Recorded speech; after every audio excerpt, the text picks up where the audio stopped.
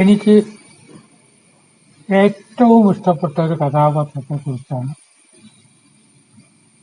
പറയുന്നത്. ആ കഥാപാത്രത്തെ കുറിച്ച് ഞാൻ എവിടെ എഴുതിയിട്ടുണ്ട്, എവിടെ എന്തൊക്കെ എഴുതിയെന്ന് നമുക്ക് ഓർക്കാൻ കഴിയില്ല. അതൊക്കെ പുസ്തകരൂപത്തിൽ വന്നിട്ടുണ്ട്. പക്ഷെ ആ മനസ്സിൽ ആ കഥാപാത്രം ഇങ്ങനെ തെളിഞ്ഞ് നിൽക്കുകയാണ്. എല്ലാവരും കുട്ടികൃഷ്ണമാമനാണ് വിളിക്കുക. ഒരു 25 വയസ്സ് പ്രായമുള്ളപ്പോൾ തന്നെ ഇദ്ദേഹത്തെ കുട്ടികൃഷ്ണ മാമാനാണ് വിളിക്കുക. അതിനേക്കാൾ പ്രായക്കൂടുതലുള്ളവരുമായി. ചിലവരെ ഏട്ടനും ഏടത്തിന്നൊക്കെ വിളിക്കുന്ന പോലെ കുട്ടികൃഷ്ണ മാമ പരമസാത്വികൻ. മത്സ്യമാംസങ്ങൾ കഴിക്കില്ല, ലഹരി വസ്തുക്കൾ ഉപയോഗിക്കില്ല. ബീഡി വലി സർവ്വസാധാരണമായിരുന്നൊരു കാലത്ത് കുട്ടികൃഷ്ണമാമ ബീഡി വലിക്കില്ല. രാവിലെ പാടത്തേക്ക് കണ്ണിനെ പൂട്ടാൻ ഉച്ച വരെ കണ്ണിനെ പൂട്ടിയിട്ട് വരും. ഒരു പെങ്ങളേ ഉള്ളൂ. അച്ഛൻ മരിച്ചു, അമ്മ മരിച്ചു. ആ പെങ്ങൾക്ക് കല്യാണം കഴിപ്പിച്ചു കൊടുത്ത് കുട്ടികൃഷ്ണമാമ 3 പെൺമക്കളാണ് പെങ്ങൾക്ക്. ഭർത്താവ് എക്സിമിട്ടിട്ടാണെന്ന് തോന്നുന്നു. അതും കഴിഞ്ഞിട്ട് ഈ ഭർത്താവ് മരിച്ചു, പെങ്ങളുടെ. അപ്പൊ ഒരു കല്യാണം കഴിച്ചാൽ എന്താ എന്ന് പെങ്ങള് വരെ ചോദിച്ചിട്ടുണ്ട്. ഇപ്പൊ പെങ്ങള് ചോദിക്കാതെ, ഒന്നാമത് പ്രായമൊക്കെ ഓവറായി. ഇനിയിപ്പോ ഈ 3 പെൺകുട്ടികളെയും പഠിപ്പിച്ചിട്ട് നല്ല രീതിയിൽ എത്തിച്ചിട്ട് കല്യാണം കഴിപ്പിച്ച് കൊടുക്കണം. ഇതാണ് ജീവിതത്തിൽ ലക്ഷ്യം.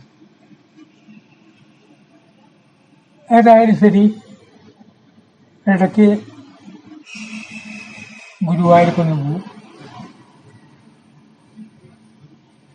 പട്ടാമ്പിയിൽ നിന്ന് ഗുരുവായൂർക്ക് 30 കിലോമീറ്റർ ഉണ്ട്. നടന്നിട്ടാണ് പോകുന്നത്. എങ്ങനെയായാലും ശരി ബസ് സ്റ്റാപ്പിൽ 2 അണ വരില്ലേ. 2 അണ എന്ന് പറഞ്ഞാൽ 12 നയാ പൈസ. അതുണ്ടെങ്കിൽ അതും കുടുംബത്തിനായിരുന്നല്ലോ. എന്റെ കുടുംബം എന്ന് പറഞ്ഞാൽ ഈ കുട്ടികളാണ്. അവരെ നല്ല രീതിയിൽ പഠിപ്പിക്കുക, കല്യാണം കഴിപ്പിച്ച് ഇവിടെ. ഇതാണ് അദ്ദേഹത്തിന്റെ ലക്ഷ്യം. അങ്ങനെയൊക്കെ ഒരു ദിവസം കുട്ടികൃഷ്ണമാമ അടുക്കളയിലത്തെ സാധനമൊക്കെ ഒതുക്കി വെക്കുന്നു. അടുക്കളയിലത്തെ തട്ടിൽ 3ാമത്തെ തട്ടിൽ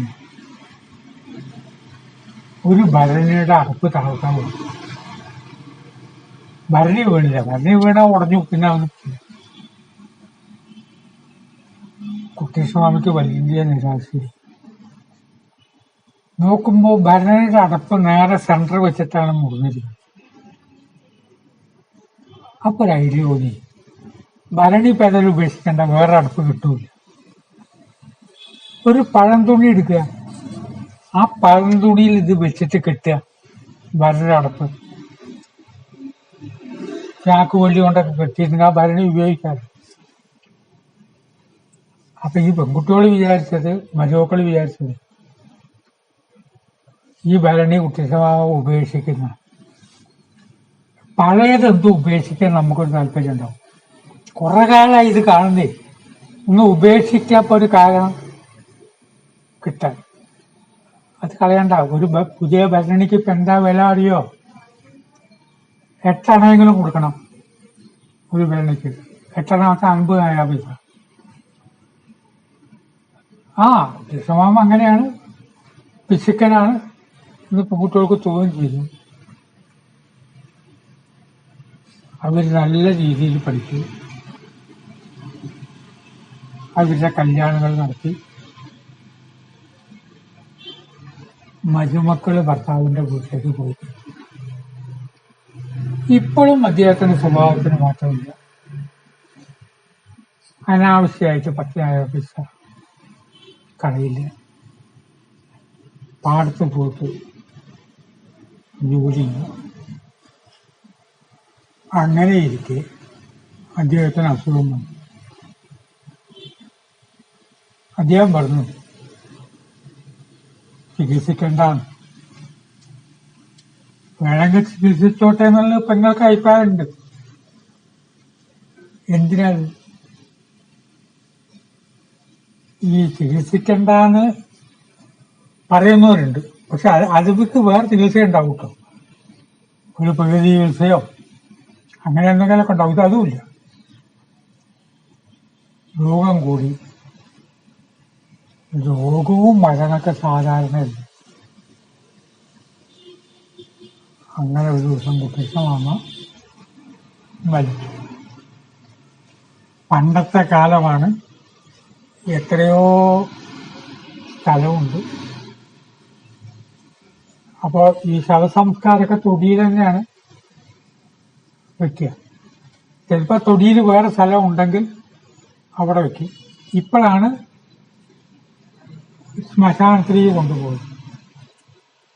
എന്റെ വീട്ടിൽ എന്റെ അച്ഛനും അമ്മയൊക്കെ അന്തി ഉറങ്ങിയിരിക്കുന്നത് ഞങ്ങളുടെ ആ സ്ഥലത്തിന് തന്നെ ഒരു ഭാഗത്താണ്. അവര് കുറെ വലിയ തോട്ടൊക്കെ ഉണ്ടായതുകൊണ്ട് കുറച്ച് അകലെ ആവുമ്പോൾ ഡെഡ് ബോഡി കൊണ്ടു വെച്ചിട്ടുണ്ട്.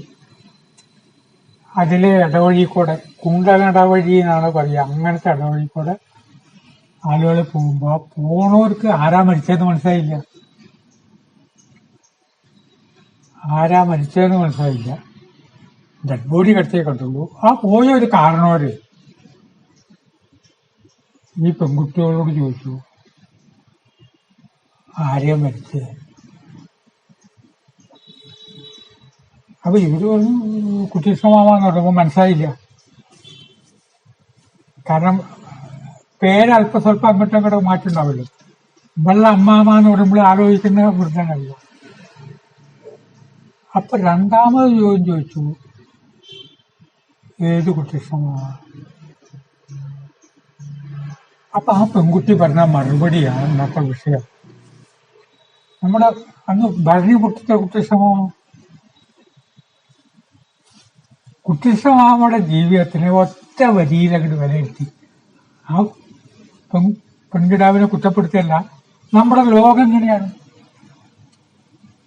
ഭരണി തന്നെ പൊട്ടിയിട്ടില്ല, അതിന്റെ അടപ്പേ പൊട്ടിയിട്ടുള്ളൂ. അത് പിന്നെ ഉപയോഗിച്ചു. ഇദ്ദേഹം ചെയ്ത സേവനങ്ങളെ ഒറ്റവാക്കിൽ വിലയിരുത്തുമ്പോൾ സമൂഹം വിലയിരുത്താൻ ഇങ്ങനെയാണ്. ആരുടെയും കുറ്റം പറയണ്ട. ഏതൊരു വ്യക്തി മഹാകവി എന്നൊക്കെ പറഞ്ഞ് നടന്നോളണമെന്നില്ല. ഒരു മഹാകവി മരിച്ചു. കേരളത്തിലെ വലിയ കവിയാണ്. അപ്പോ ആരോ ഇവിടെ ചോദിച്ചു, കവി എന്ന് പറഞ്ഞാൽ മനസ്സിലാവില്ല. പണ്ട് കുറി നടത്തിയിരുന്ന ആള്. ഇത് എനിക്ക് അത്ഭുതം. കുറി നടത്തി, ഇന്ന് ചിട്ടി എന്ന് പറഞ്ഞ പോലുള്ള കുറി. പിന്നെ മുതിർന്ന എഴുത്തുകാരനോട് ചോദിച്ചു, ഇങ്ങനെ അദ്ദേഹം ഇത്രയും വലിയൊരു കേരളത്തെ നമ്പർ 1 കവി കുറി നടത്തുന്ന, അത് ഒരു പ്രത്യേക കാര്യത്തിന് വേണ്ടി എന്തൊരു പുസ്തകം പ്രിന്റ് ചെയ്യാനൊക്കെ എന്തോ കാര്യത്തിന് പൈസ ഉണ്ടാക്കാൻ വേണ്ടി ഒരു തവണ ഒരു കുറി നടത്തലുണ്ടായി. പല വിലയിരുത്തലും ഇങ്ങനെയാണ്. നന്മകളെ നമ്മൾ വിലയിരുത്തില്ല. വിലയിരുത്തിയ സമൂഹത്തിന് മനസ്സിലാവുകയും ഇല്ല. പണ്ട് ചീത്തപ്പേരുണ്ടാക്കിയില്ലേ അയാള്. മൂവാറ്റുപുഴയിൽ നിന്ന് സസ്പെൻഷൻ കിട്ടിയില്ല ഒരാൾക്ക്. അയാള് എല്ലാ വിലയിരുത്തലാവുമ്പോൾ മനുഷ്യന്റെ നേത്രങ്ങൾ എപ്പോഴും ഇത്തരം കാര്യങ്ങൾ കാണുന്നു. ഇന്ന് ദൈനംദിന ജീവിതത്തിൽ ഞാൻ പറഞ്ഞതെന്ന് കൂടുതൽ ചിന്തിച്ചെടുക്കേണ്ട കാര്യമായതുകൊണ്ട് നിർവചനം ഞാൻ ഒഴിവാക്കുന്നു. ചിന്തയ്ക്ക് വിട്ടുവാക്കുകളെ കൊണ്ടിരിക്കുന്നു.